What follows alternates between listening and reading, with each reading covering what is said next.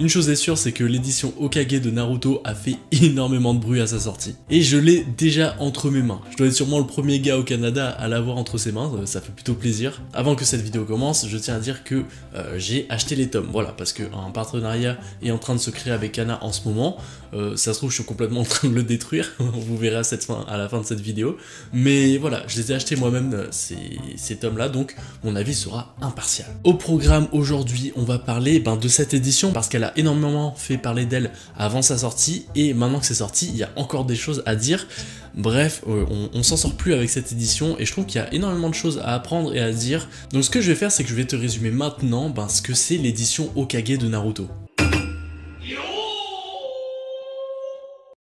C'est une édition en fait qui est vendue un peu comme une édition anniversaire par Kana, pour fêter en fait les 20 ans de l'arrivée de Naruto en France. 20 ans c'est pas rien, il y en a qui regardent cette vidéo qui ont pas 20 ans, c'est fou, c'est vraiment vieux Naruto en fait. Et ils ont donc décidé de lancer cette édition grand format en 36 volumes au lieu de 72 habituels, c'est juste, j'imagine bien qu'ils regroupent 2 tomes par volume.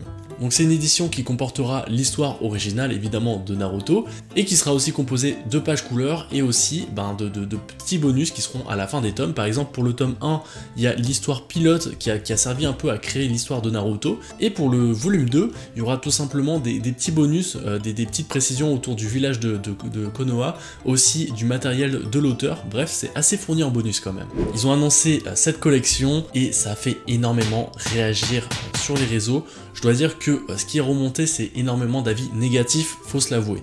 Le problème, c'est que lors de l'annonce de cette édition, en fait, les 2 premiers tomes étaient déjà partis en impression.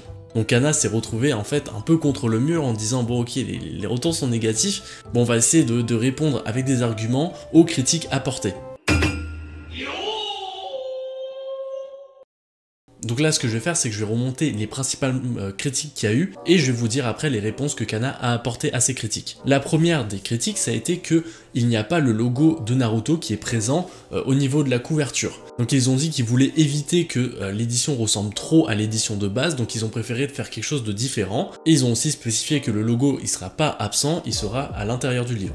Une des plus grosses critiques qui est revenue très souvent, c'était que les covers étaient les mêmes illustrations qu'il y avait avant. Et que le fait qu'il y ait 36 tomes, ça veut dire qu'il y aura des illustrations qui vont être sautées. Alors pour le premier point, il pouvait pas faire autrement. Kana ne pouvait pas faire autrement parce que c'est l'auteur lui-même qui a exigé que ça soit les mêmes illustrations.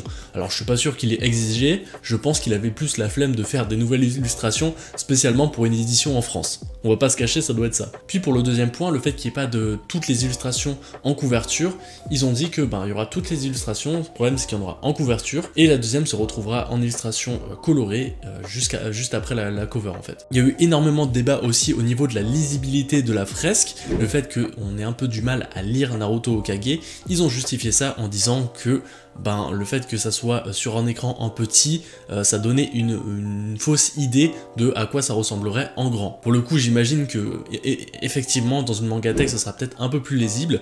Toujours au niveau de la fresque, par contre, il y a eu aussi des critiques au niveau graphique. Le fait que l'illustration où on voit Naruto courir de gauche à droite et pas de droite à gauche, ça a un peu déstabilisé certains. Le problème, c'est que c'est une illustration de base qu'a fait Masashi Kishimoto et qu'ils peuvent pas la modifier. Puis après, au niveau du design, c'est les goûts et les couleurs. Personnellement, moi, j'aime pas trop. Il y en a qui aiment, il y en a qui aiment pas. Ça, franchement, on peut pas trop non plus en débattre. Même si je dois dire que vraiment, en général, les fresques de Kana, je les aime pas trop. Que ça soit avec Slam Dunk et Yu Yu Hakusho, je dois dire que les fresques sont assez désastreuses, j'en ai déjà parlé sur des vidéos, je vais pas me répéter ici. Et une des autres critiques, et qui selon moi est assez légitime, c'est que il y a une édition Hachette qui a été faite juste avant, qui est aussi des Naruto en grand format avec une moins bonne qualité et sans les bonus. Alors là je l'ai pas sous la main l'édition Hachette parce qu'elle n'est pas arrivée jusqu'ici, mais j'imagine que les gens qui ont collectionné cette édition, ils doivent être un petit peu déçus parce que on savait pas qu'il allait avoir cette édition là.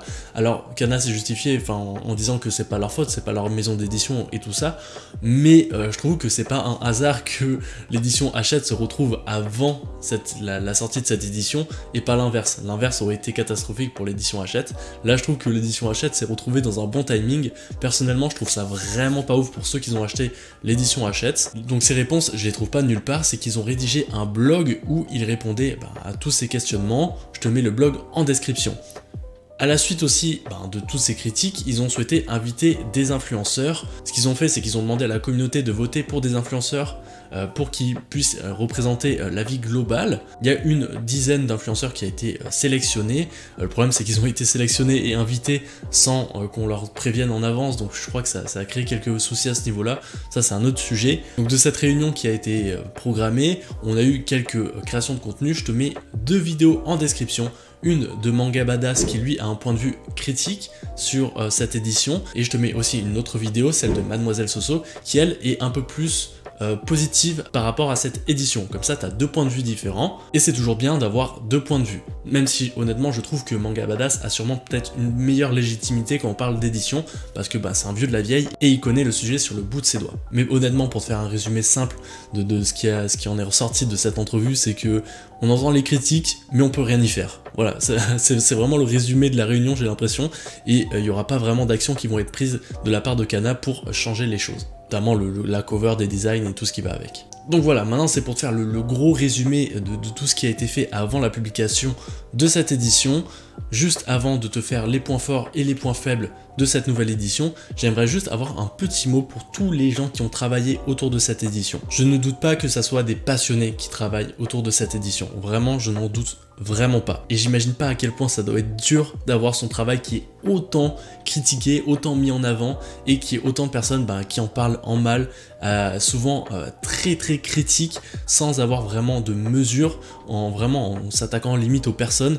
Je trouve ça complètement dégueulasse, et on le répète tout le temps, la critique, oui, mais il faut que ça soit constructif. Faut arrêter de râler et de faire les vieux aigris là, ils sont en train de baver tellement ils ragent, donc faut se calmer un petit peu, la critique oui, mais constructive s'il vous plaît. Et respecter le travail des autres, parce qu'il y a des gens qui ont sûrement travaillé des heures et des heures, qui ont passé des années, parce que la création d'une édition comme ça, d'une édition unique, quoi qu'on en dise, ça demande énormément de travail, énormément de temps, énormément d'échanges avec le Japon pour s'assurer que tout soit ok. J'imagine pas à quel point ça doit être un projet monstrueux, donc respectez le travail des gens.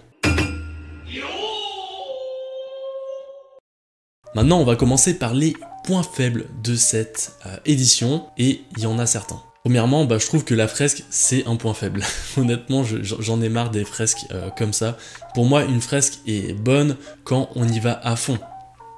Tu vois, cette fresque-là de Grey Squirrel, tu la connais, je l'aime beaucoup parce que on va à fond dans la thématique fresque, quoi. C'est vraiment, ça devient une fresque. Je trouve que la fresque de Naruto Hokage est un petit peu, comment dire, je trouve qu'elle est un petit peu simpliste, elle apporte pas non plus, je trouve que dans une mangatech ça va être, je trouve que ça se détache tellement de ce qu'on peut voir habituellement qu'on a même plus l'impression que c'est un manga, bref, je suis d'accord avec la majorité des personnes qui disent que on en a un peu marre de ce genre de fresque, donc vraiment, soit quand on fait une fresque on y va à fond, soit on n'en fait pas, voilà, pour moi ça c'est mon avis. Une des autres critiques, et pour moi c'est sûrement la goutte d'eau qui fait déborder le vase, c'est le fait que la qualité du papier soit un petit peu à chier.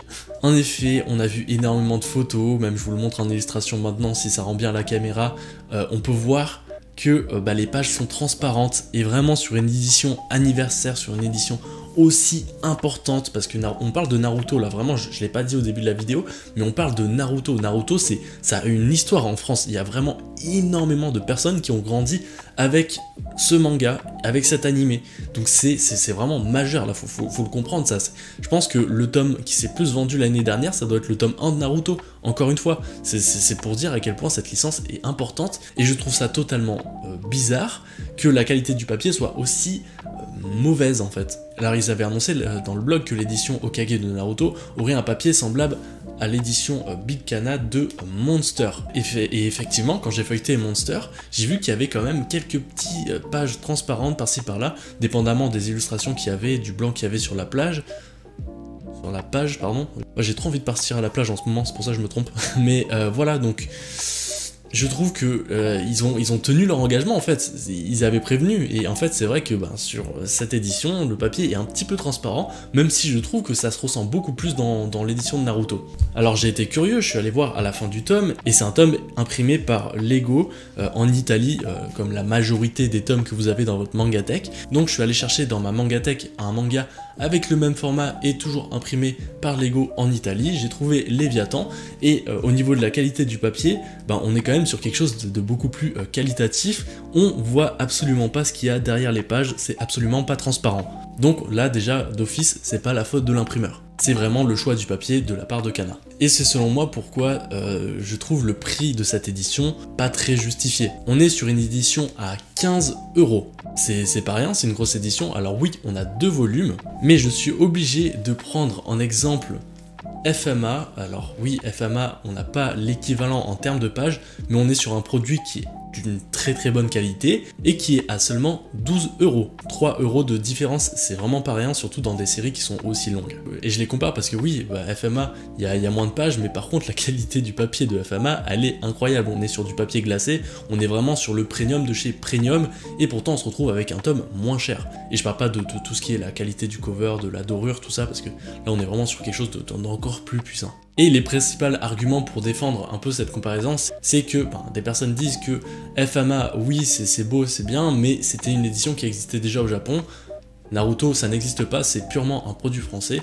Alors oui, j'entends ce fait là parce que pour faire cette édition, il y aura peut-être moins de travail à faire. Cependant, là je parle de produits finis et vraiment, en termes de finition, il y en a un qui est 10 fois mieux fini que l'autre. Donc pour contrecarrer cet argument, forcément je suis obligé de parler d'une édition qui n'existe pas au Japon, que j'ai en ma possession, c'est Shigurui.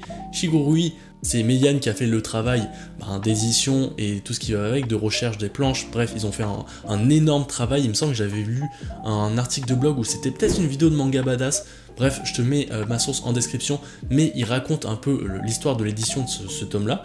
Et vraiment, on est aussi sur du très bon produit, avec un très bon papier, à seulement 9,95 €, donc 10 €. Alors oui, j'imagine que acheter Naruto, avoir une licence comme Naruto doit coûter plus cher que Shigurui, mais bref, là on est quand même sur 5 $ de différence, et on est quand même sur une différence de rendu assez aussi différente en faveur de Shigurui. Allez, j'ai fini avec les points faibles, maintenant on va attaquer par les points forts, parce que oui, il y en a quand même. Pour moi, le gros point fort de cette édition, ça va être les bonus qui sont proposés en fin de page. Je trouve que les interviews de l'auteur, l'épisode pilote, tout ce qui est les détails sur Konoha, j'ai adoré. J'ai vraiment adoré ces fourmillers de détails. Moi, honnêtement, j'ai hyper apprécié ces bonus-là, en étant un très grand fan de Naruto. Pour moi, c'est quelque chose que je gobe, vraiment, j'adore. Vraiment, je suis totalement fan. Et puis en plus, c'est quelque chose qu'on aura à chaque volume, donc ça veut dire qu'on aura au total plus de 36 bonus, parce que souvent il y a plus d'un bonus par tome. Bref, je trouve ça vraiment fou, et ça c'est un très gros travail de la part de Kana, que je salue fortement. Puis l'autre gros point fort, c'est que c'est une édition unique, c'est une édition dédiée en France. J'imagine que ça a dû être un boulot monstre en fait, à justifier une telle édition auprès des éditeurs japonais, donc rien que pour l'audace et tout le travail qu'il y a eu pour convaincre les éditeurs japonais de créer une édition unique à la France, chapeau Kana aussi d'avoir proposé ça. Bon voilà, ça c'était pour les points forts. Désolé, je suis passé un peu vite sur les points forts, c'est parce que il n'y en a pas énormément de mon goût, et que à part les bonus, je trouve pas qu'il y ait non plus des points forts à mettre en avant. Donc maintenant, je vais vous donner mon avis final et sincère sur cette édition. Naruto, comme je vous l'ai dit, c'est une licence beaucoup trop importante en France. On méritait une édition prestige, une édition anniversaire, une édition deluxe, une édition Big Kana, appelle ça comme tu veux, mais on méritait quelque chose de big autour de Naruto. Et je trouve qu'on a manqué à 50% cet objectif. Le contenu, rien à dire, le fait qu'il y ait les bonus, l'histoire, bref, c'est top. Par contre, tout ce qui enveloppe tout ça, la cover, la fresque et tout, ok, les goûts et les couleurs, mais on va pas se le cacher, on a quand même quelque chose de beaucoup mieux ailleurs. On méritait une édition prestige vraiment qualitative, un truc incroyable autour de Naruto. Et voilà, le fait que la qualité du papier soit médiocre, déjà ça fait chier. Vraiment, faut se le dire, ça fait vraiment chier. Je dois dire que Kana ici se concentre pas sur le public hardcore de collectionneurs de manga, mais se base sur le grand public, c'est sur ceux qui génèrent les ventes. À mon avis, avec Naruto, on se rapproche plus d'une édition star de Kana qu'une édition prestige en fait. Les éditions star de Kana, je te le rappelle, c'est les éditions avec les fresques comme Slam Dunk et Yu Yu Hakusho. C'est des éditions qui, selon Kana, sont dédiées à un public plus jeune et à des prix plus abordables. Donc là, oui, 15 €, c'est un sacré prix, mais ça reste quand même très abordable pour ce que c'est. Et honnêtement, la plupart des fans de Naruto vont s'en foutre complètement que le papier soit transparent. Honnêtement, ça c'est important quand t'es un énorme collectionneur de mangas et quand t'as l'habitude de lire plusieurs mangas et de pouvoir comparer l'état des papiers. Mais comme je te l'ai dit, pour le grand public, ça c'est pas non plus un argument de vente important. Et c'est pourquoi, selon moi, Naruto Hokage n'est pas une édition parfaite, mais une édition star à un plus grand format. Donc voilà, pour conclure, dommage, on aurait pu avoir une édition incroyable au niveau de Naruto. Il y a forcément énormément de déceptions. Tant pis, il y a énormément de mangas de toute façon qui sortent en France. Donc voilà, j'achèterai peut-être pas ça, j'achèterai d'autres trucs. Bref, je me consolerai avec d'autres éditions. Merci en tout cas d'avoir regardé la vidéo jusqu'à la fin. N'hésite pas aussi à mettre en commentaire tout ton avis aussi autour de cette édition, qu'il soit positif ou négatif. N'hésite pas non plus à mesurer tes propos, que ce soit sur les réseaux ou en commentaire aussi. Si tu es négatif envers cette édition, mesure tes propos, donne ton avis, tes arguments, de manière courtoise, ça sera hyper apprécié par tout le monde. Bref, moi je vous dis à la semaine prochaine pour une nouvelle vidéo, c'était un viewer, ciao.